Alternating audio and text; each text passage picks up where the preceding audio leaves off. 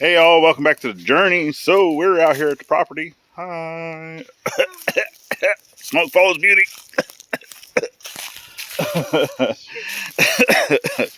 Out here burning. Just kind of going through, getting some of the stuff cleared out where the RV is going to be. Glad it's going to continue stoking the fire. I'm going to come over here and actually show you the trees that I'm thinking about using of what we're going to do for our bridge. So let's go check those out.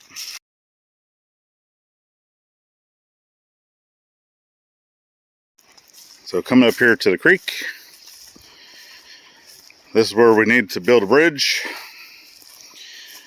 Mainly stuff that we can walk across. I'm not worried about a vehicle right now, but at least be able to get like a 4x4 or ATV or like a side-by-side or something. You know, so I'm still trying to build basically right here. So it's going to come up to here-ish across, but I needed some bigger trees. So we're going to head that way. I started coming in here. Also, I got a lot to choose from. I mean, I got some pine like this, big old pine. But I tried looking to see if I had a lot of pine, and this area really, it does have pine, but it's sporadic. It's all over the place. It's not close by. So I started looking. I got plenty of hardwoods, but I wanted to kind of keep a lot of the hardwoods around until we start getting a lot of the clearing done. But whenever it comes to cedar or cypress, you know, some of these little small things we would like to take out. But then I got this ginormous, I believe this is a western cedar or cypress. I mean, you guys can always tell me down in the comments, but I have one here, and then I have two more right there and right there over yonder ways. So we can kind of get through here, get smacked in the face a couple times. I was looking for 3 trees that were about the same diameter, and so I got the one here going up, and then the one next to it, which that one is, this one here, this is the biggest of the 3. Not necessarily the tallest, but circumference wise is the biggest. But that would be okay, because I do want to kind of hew them up a little bit. And obviously you're going to get rid of all the branches and such. And then for the decking on the top, I don't necessarily know what I'm going to use yet. Probably just a bunch of these little small cedars we have laying around. I'll just leave them around and go from there. Ugh, trees. But y'all tell me what you think. So I don't know. We're obviously going to have to find a way to secure them into the ground. Because if we get a heavy, super heavy rain like we did, you know, here in the creek, it would wash that out. So it'd pick it up and wash it out. But we'll figure that part out. Obviously, I got enough rocks. Ooh, the creek is flowing good. Coming up, I mean, we measured right here too. It's about 2.5 feet deep right there where we want to cross. And all together, I mean, I don't know if you guys can tell on camera, but that span right there for the water itself is about 8 to 9 feet. And then to go from there all the way to the top of the hill to the top of the hill over there is over 40 feet, which I know those trees aren't that long, but I'm just gonna make all 3 trees the same distance, the same length, and we'll go from there. I'll see how far I can make it. But we're also going to come over here because one of our other projects that we really need to work on. So a lot of our stuff kind of shifted around, priorities shifted around once we figured out that we were going to be bringing the RV towards the front of the property. So obviously our water, we can always go outsource water and fill up the tank. We'd have to do that every day, and that could get expensive if we're having to pay for it. Got plenty of water in the pond if I want to do that, but then I have to run it through a filter, which I could definitely do that because I have a pump, a sump pump, that I can pull out of the pond, run it through a filter, which they have for RVs. Whew, bird almost flew in my face. Which they have. So I'm gonna come into the shop quick. It's gonna get a little dark, but because I have one of these, it's a 1/3 horsepower submersible utility pump that I would always be able to run either from the creek or from the pond. Run it through a filter that basically just connects to your hose because it's for an RV anyway, and then put that directly into the RV. So water, I'm not too worried about because we don't have the well. So come up here. The well house, we still need to get this torn apart because as you can see, we still have all this. Anybody that wants some free junk, by all means, you can come take it. But we still need to get in here and get this cleaned up, get all this stuff taken out, and then have because I want to measure to see how deep this well is and kind of get it serviced, right?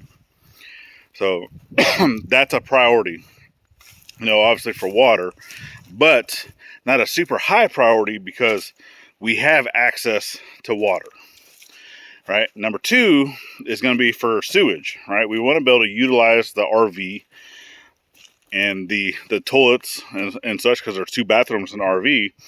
So we want to be able to utilize those. And what we're thinking, right, is over here. So this right here is the sewage line for the house. And if you kind of come over here and you look, you kind of see the direction that it's going. You come up, you look, you look, you look, you look. Keep going straight, right? If we keep going straight, I don't know if you guys can kind of see on camera, but there's a spot right here that is square in the grass. And I have a feeling that that tank is right here. So there's no risers, but I need to get shovels. I actually want to start digging this up a little bit and seeing what's going on, what type of tank this is for septic. Because if that is good, we can get this looked at. If this is good, then we will get it's basically like a mobile septic tank for an RV, right? To where, because our RV holds 47 gallons of black water. And then gray water, I'm not too worried about. Gray water, I'll just run a hose out into the woods and dump it. It's gray water, right? It's nothing wrong with that. But for the black water, that needs to go into some type of holding tank. So we have basically 3 options. Is we can rent a storage tank. It's an above ground storage tank that a company would come and dump it, however often we need them to come dump it. 2, we can buy the above ground storage tank that we might always be able to use later for like a cabin or like one of the off-grid sites type thing, right? And then still have a company come and dump it, right? Or pump it out, which is on average for this area, from what I've looked at, it's about 30 cents a gallon for them to come pump that. Now, the third option is to have this septic that's already on our property checked out, verify that it's good to go, and then we buy the little roller septic tanks. It's still a storage tank for septic, but I can dump my trailer into that, have it connected to my truck, bring it all the way around to the site over here, right over here, and then dump it into that tank. And I would probably have to do that maybe once a week, give or take. I don't know. So I think that's actually the option that I'm going to try to go with, but I do want to track down that tank first. So we have a lot of appointments coming up. We have more rain on the schedule coming up, and for spring break, so not next week but the following week, we're taking a trip to Missouri. So yeah.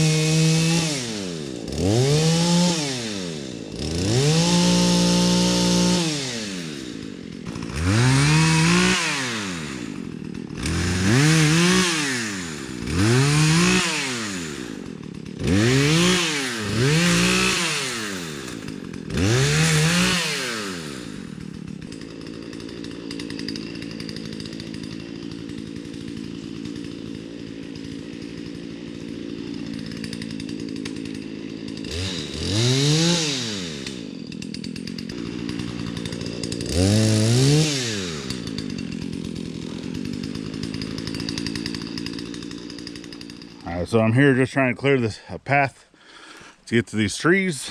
So you can see I got a lot of vine underneath there. So I'm just basically trying to clear, for one, to where I can at least get my truck to kind of close to where I have the saw and the axe and all that stuff sitting on the ground. And then I have all of this vine. I'm gonna come in here, just try to clear out the best I can.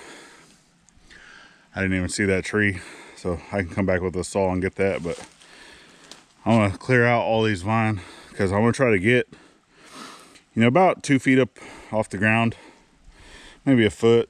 I want to try to get as close as I can.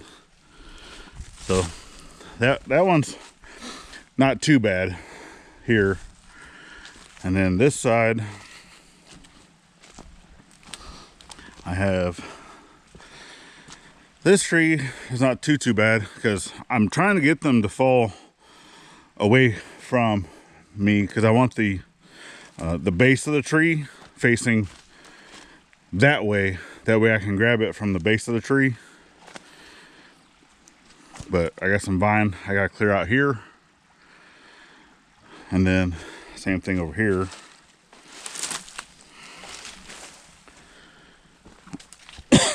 Excuse me.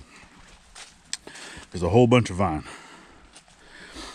So I'm not going to really try to clear it from the tree. I just want to get in here and kind of cut, just get it basically a 6-foot section cleared out enough to where I can get in here without cutting myself with all these vines.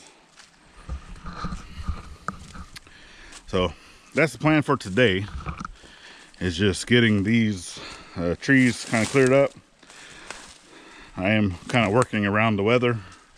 So we do have scattered thunderstorms in the area. Obviously, if I start hearing thunder, I know lightning is near. And I'll just kind of play it by ear. See how the day goes. Oh, I'd already lit like a small little fire up by the truck. So let's go check it out. So there we go. Just got a nice little fire ring. It's been picking up, you know, stuff laying on the ground. Just an event that, you know, I need to come warm myself up because it is a little cooler today. Not super cold, but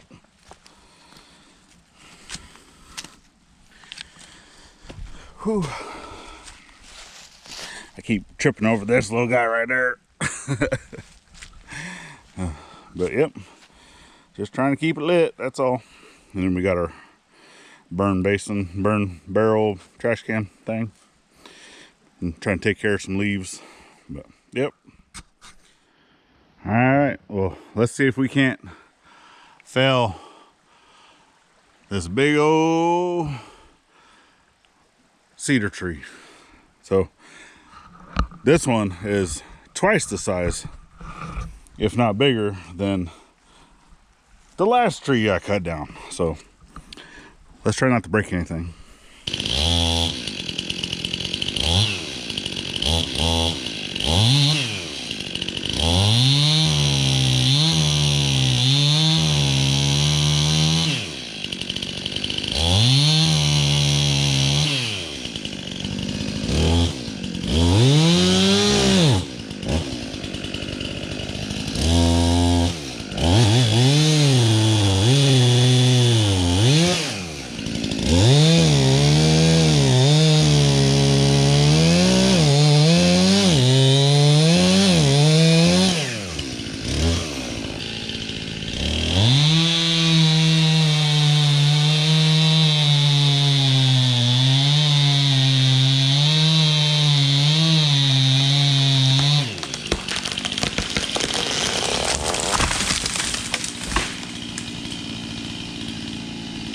Alright, so I came down, but now I need it to be all the way down.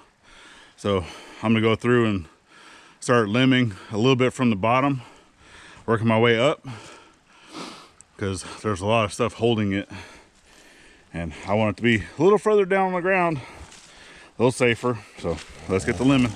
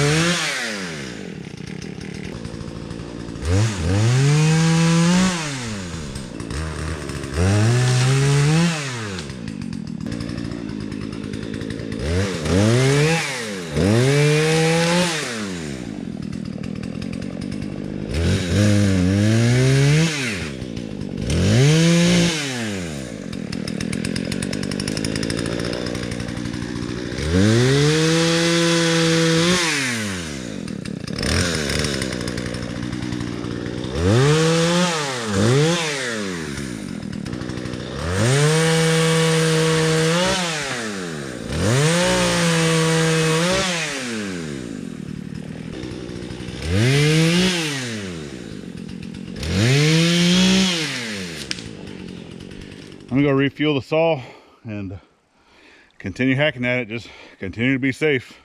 Never be in an area where if it starts coming down that you're gonna get hit by it or have it roll over onto you. So always keep a clear path. As you can see, I constantly keep moving the branches out of my way, keeping a big enough area that, you know, I'm not working right next to the trunk. I keep going out to the ends, making sure nothing's under tension, cut off the ends first, and then whenever I have a branch that's just free hanging to where it's not holding the tree up, then I go back closer to the trunk and cut it off. All right, y'all, so this video is just gonna be short and sweet. So I had to pause you down for a little bit or stop the video because there was a truck going by. They were hauling hay for probably the cattle farm over here next to us. And yeah, this is just going to be short and sweet as I'm sitting there next to the creek. But we just want to let you guys know that, you know, we are trying to stay vigilant around the weather. We are trying to stay busy as much as we can. And we are trying to work around, you know, a whole bunch of medical schedules. Because that's what happens when you go from one state to another and you're reestablishing care. So if there's ever a day that, you know, we might not be able to get a video put out, hey, it happens. We are trying at our hardest to keep the Monday, Wednesday, Friday schedule, and then still doing the Monday through Friday daily vlog over at the Daily Scuttlebutt with IFF. But just know that we definitely appreciate you guys for following the journey, and we do have a lot coming. We kind of need some better weather. All right, y'all. So definitely appreciate you guys. Make sure you're checking out those links down in the description. It's greatly apprecited. Share us out to your friends. That kind of helps us grow. And remember, always thank a veteran at every chance you get. Not only on Veterans Day. And we'll see you on the next one. Bye-bye, y'all.